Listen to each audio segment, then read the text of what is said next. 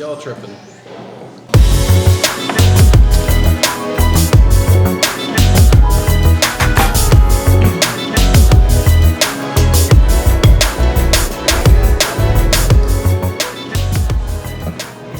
How was everything?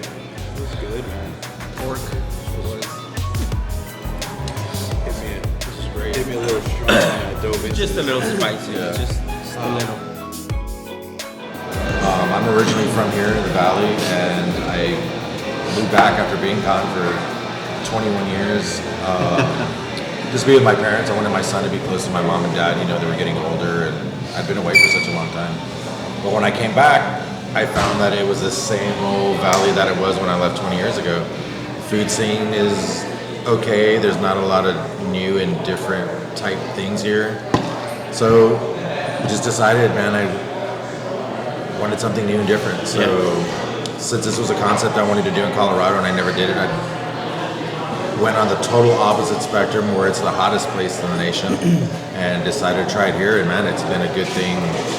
What's the reception been like from people? Like, because, I mean, go back maybe like 5 years and the food scene here wasn't as experimental, as big as it is right now.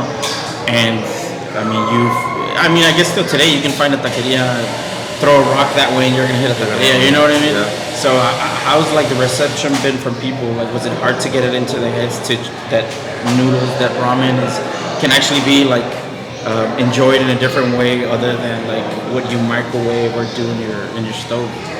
When we first opened, luckily there was a good, I guess, group of people kind of already knew what ramen was from traveling to like Houston and San Antonio and places like that. So when we opened, we had a pretty good response of people that were like, "Oh yeah, a ramen shop in the Valley." We don't have to go to Austin. Yeah, we don't have to go to Austin anymore. And luckily, we've captured some of those people where they're not going. Actually, we have customers that come from like Laredo and Brownsville and San Antonio, and they come down here just to eat here, asking if we're ever going to open one. I mean, we get a lot of people asking to do one in San Antonio.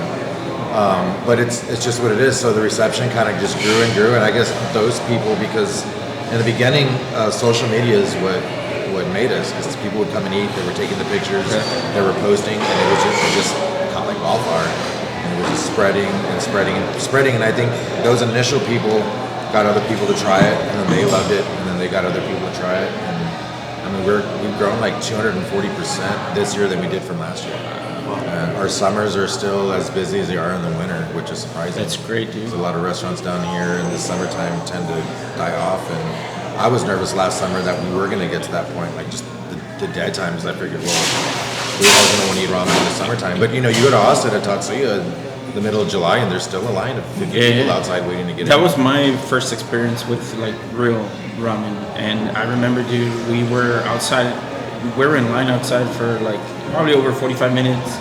They had very strict rules, no cutting in line. If somebody shows up that's meeting you for lunch, they got to go to the back of the line. And I remember, dude, it was a small place, and it was awesome, dude. And now we started seeing like places opening up here. And I was one of those that said like, oh, I don't have to go to San Antonio, I don't have to go to Austin. Like now we have that culture like that's rising up here in the Valley, which is awesome, dude. Places like this keep home interesting, you know what I mean? Exactly. And I mean, we're lucky to have a business like this here in the Valley, dude.